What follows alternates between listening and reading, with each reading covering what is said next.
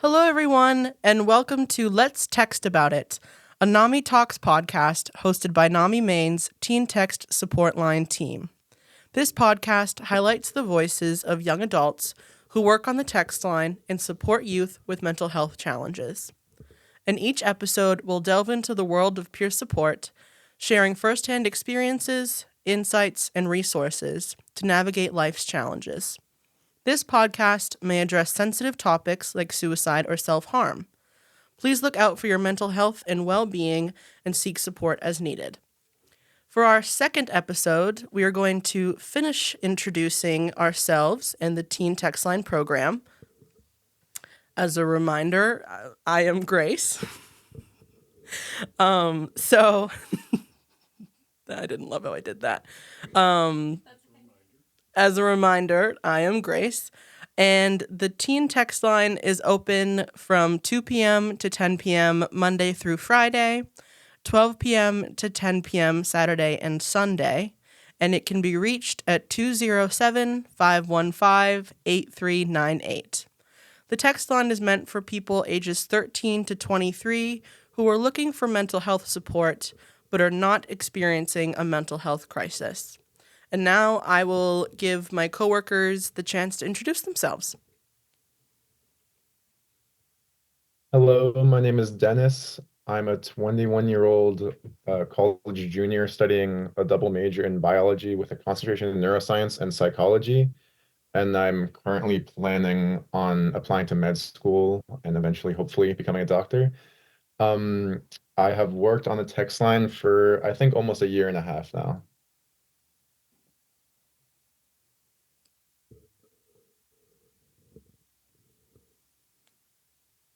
Hi, my name is Katie. Um, I'm 23. I did graduate with my undergrad in May, and I studied criminal justice with a concentration in psychology. But I want to go to grad school and get my social work degree and work in the social work field. And I've worked on the text line for a little over a year now. Hi, my name is Sarah. I'm 23. I studied psychology with a minor in Chinese. I'm currently working as a group counselor in an inpatient mental health setting, and I'm looking to go into the psychology field with a master's in psychology in the near future, hopefully. All right. Thank you all for introducing yourselves. So we'll get started with our first question, which is why did you apply for the Teen Text Line job?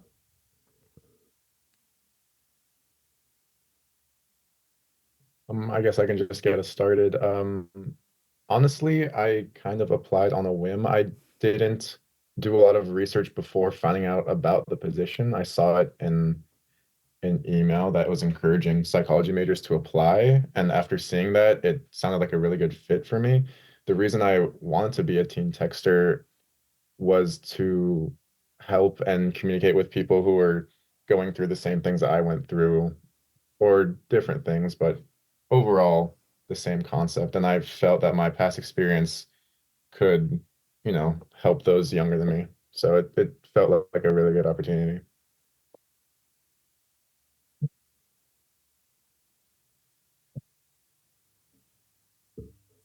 That's great. I think. Um, Oh, yeah, go ahead. I I'm so sorry. That's okay.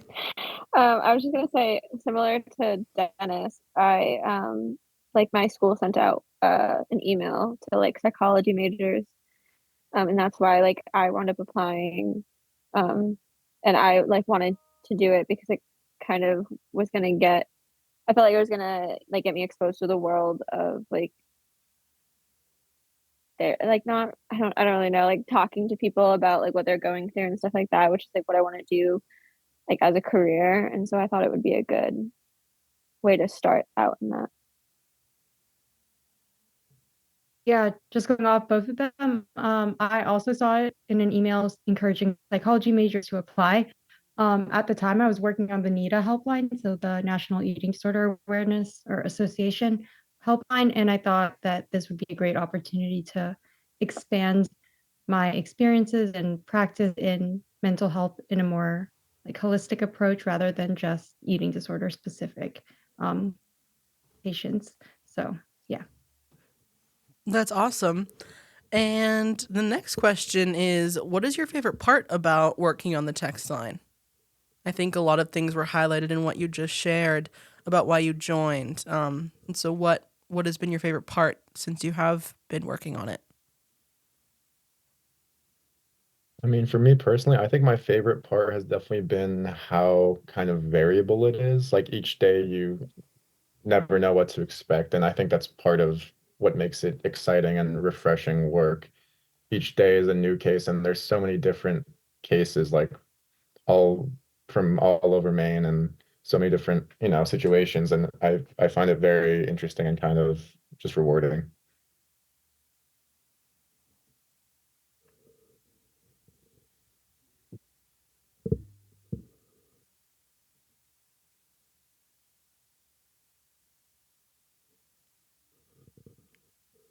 Sarah, go for it.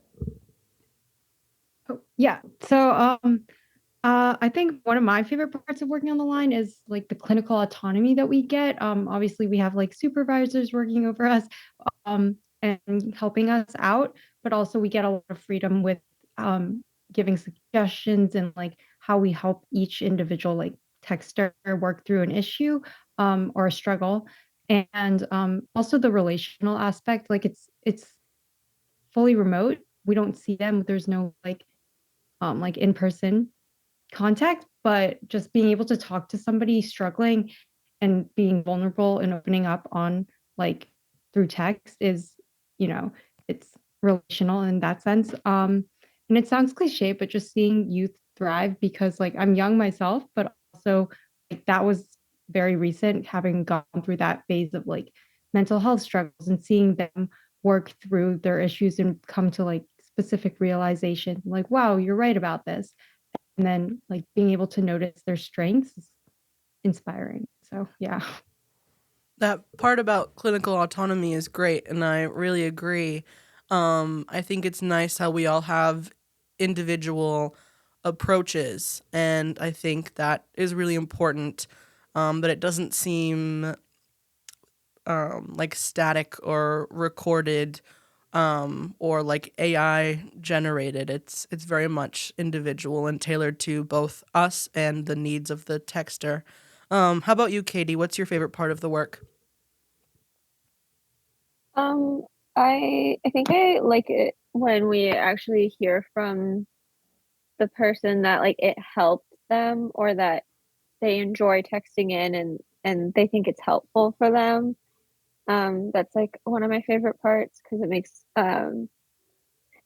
it feel like we're like making a difference, which is always nice. I do kind of like what Sarah said. I agree with what she said. Where it's like it's texting, so it definitely appeals to like the younger generation of people, and I like that we're young people just like them helping other young people, which I think is like a kind of a unique concept for like lines, like for like a mental health support line, I guess, peer support. So yeah, I think it's interesting and fun. Yeah, Absolutely. if I could just chime in, Please. sorry, if I could just chime in for a second. Going off of what y'all said, I also think that it's awesome that like each texter has like their own mini team of therapists. When we say like each each of us brings like our own clinical approach to the texter, it's like they have different approaches to different options of like how they can work through a mental health struggle. It's not like they're texting one person every day and they're giving them the same like this is what you can do, this is what you should do. It's like each day they text and it could be someone different giving totally different advice coming from like a totally different perspective. So I like that. Yeah. Yeah, we all offer a different support perspective, for sure. I think that is really great. Um, Mhm. all right. So the next question is just sort of normalizing the topics that people talk about. What is something that you think more people struggle with than we realize? It's a great question. I mean, I think the most common things that I hear about on the line, and also my experience outside the line, would be like non-clinical manifestations of anxiety and depression. Like even if somebody's symptoms aren't the most serious possible, it's still so often that I hear about still pretty serious anxiety and depression, and that can be so difficult to deal with, especially if you feel that the person going through it feels that it's not necessarily serious enough to go to a hospital or anything like that. So kind of at that middle ground. And I think that's kind of where the text line can plug in really well. It's kind of like a low stakes outlet to talk about these things.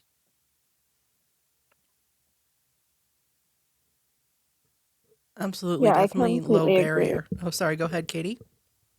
No, I'm so sorry. I feel like I'm always interrupting your grace.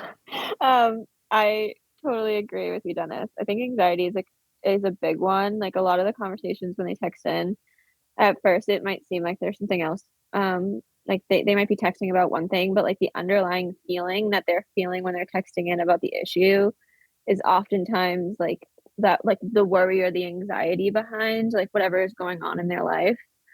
I think another big one is also like isolation is not entirely the right word, but almost feeling like they don't quite fit in. I think we see it a lot with, especially with like the like 14, 15, 6, like the mid-teens, not so much. We don't have like a lot of people like um 20 plus, but not that we know everyone's ages, but I'd like the high school age people. I feel like whenever they text in about like feeling like they don't quite fit in, that's a big one on the line. Mhm. I think that's a really Yeah, great topic. Go ahead, Sarah. Yeah, and I was just gonna say, sorry. Um, Going off that, I think with that same age group, I think part of that isolation is from what I've seen, like on the line, a lot of texters, people say like, "Oh, it's my fault. I messed up this relationship, and that's why I have to isolate or I have to be, like secluded from everybody else." And yeah, so just seeing like a lot of that thinking trap and cognitive distortion of I should have done this and I messed up the relationship because I did this. um I think that's something we see a lot on the line. But a lot of the times we encourage patients, or not patients, texters to say like um to like to realize that a relationship is a two-way street and you can't take the blame for everything that goes wrong in a relationship. So, yeah. Yeah, I definitely that's a great point. I think that um yeah, I think that a lot of people blame themselves and experience a lot of self-blame and self-hatred, especially in their mid-teens, as you mentioned, Katie, and navigating all the changes that come with that time in your life. And that is a really important topic that I think even the most confident, the seemingly most confident person, most outgoing person may still really struggle with accepting and being who they are. And I think that's something that people definitely experience. And so a question that I would like to ask that's not on our list, but what is the most unique situation that you have supported on the text line?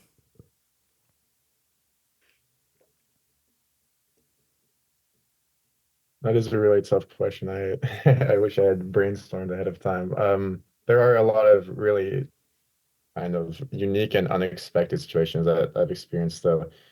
Um, the one that comes to mind, I don't actually remember the details, but somebody was going through some kind of legal battle and it sounded very stressful and it was kind of just eating up their whole life. And that's something I had never really had any experience with personally, nor had I had anyone text about that. So that was an interesting one to navigate and it was pretty unique, but I still think we had a really good and productive conversation. I can chime in. For me, I had a texter who was texting while she was in labor. So they were and then by the end of the text, they had given birth. So that was a very memorable and heartwarming experience. And I think just like talking them through both the physical and mental stressors that were happening in that moment and that they were preparing for was unique, to say the least. And now we all sort of see ourselves as the godparents of those two babies. Absolutely.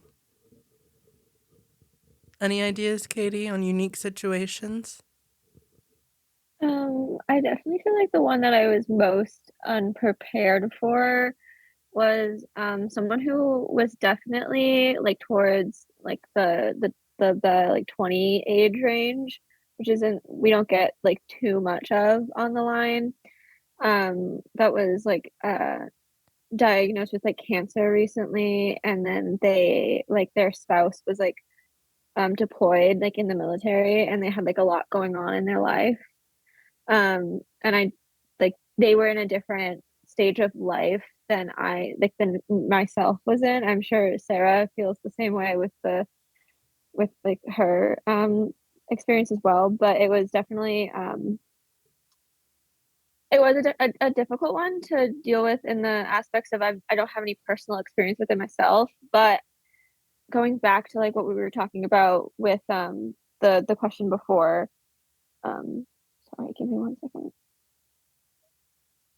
Like that's something that people struggle with the most. Going back to that, break down like what they're texting you about. You can kind of get like what the emotions are, which is the things that we can help with the most, like coping in that aspect of things. So yeah, I think that that was definitely the most interesting one. Those are definitely some very unique situations. I appreciate you sharing, and I think that that also highlights, a question that we'll get to. But you know what, I can ask it now. Just about peer support. It seems like the conversations that you find the most unique are maybe the ones that you have that you relate to the least. And so that kind of leads into a question of like, why do you think peer support is helpful? What about the relatability do you think is helpful? Because it seems like not being able to relate makes conversations a little bit more difficult. So I'm interested in hearing your thoughts on why peer support is helpful. I think peer Agree. support is helpful. Right, No, not at all. You go. okay, I think peer support is helpful because like the it's we're young people like just like them, so it's kind of like a it's almost like a sibling giving you advice of like things going on. Um, and I think that getting it from someone who's like been through similar experiences to you, even if they're not the same, is helpful and a good thing, and shows you that you're not necessarily alone and that like other people are experiencing similar things to you. I definitely agree with that. But also, I would add that in some ways, I feel that the texter not knowing us really personally, and we're not a part of their personal life, kind of makes it easier to talk to us and takes the pressure off. It's almost like telling your problems to like a stranger on the park bench or something like that. Like there's no worry of really being judged in any way or like what you say coming back to haunt you in any way. Like I feel like it's a very low pressure situation. And I think that comes through in the text. People are very open. I would think much more open than people in my life are day to day because I think it's just so like detached almost. I agree. There's a heightened level of vulnerability, I think, and people sharing things with us that they maybe would be afraid to share with someone that they know for the exact reasons you mentioned, out of fear of like how could it change or alter the relationship with that person that they're telling. Sarah, I'd love to know your thoughts. Yeah, going off what Dennis said, I think that like the vulnerability aspect, being able to share more and be open more on the line, just helps a lot. And I think that, I guess with peer support specifically, it sort of helps break down that like authoritative, model of a lot of therapy, and like the power over where the therapist is sort of telling the child or the youth, like, this is what you should do and this is how you should do it, whereas on the line it's more like, we're going to work with you through this problem and try to understand where you're coming from, because we've been there in the recent future, in the recent past. Yeah, and also I think that with peer support, I guess this is just more like a relational aspect. I like to think of this like analogy where it's like listening to music could be like an emotional experience, but listening to music at a concert with other people it's like the same music, but it's just better because you're with other people and you can't really explain why it's better. It just is. So, if that makes sense. Yeah. Yeah, I think that speaks to the importance of sharing things with someone else, which a lot of texters do is share parts of their life with us that maybe they're not sure who else they could share it with, or they feel like they don't have anyone else they can share it with. And so I think that that makes peer support very helpful and important. Um, and so now I want to back up to the question of what is something special that you think you contribute to the line? It's definitely a tough one. I mean, I think we all contribute um like special things based on like our lived experience and kind of differences. So in a way, any advice that any of us give, I think, is special in its own way because it's coming from a unique person. For myself personally, I don't know if I can nail down a certain like thing that I bring to the line, but yeah, I think just like my experience and what I've built up as myself as a person is special like that.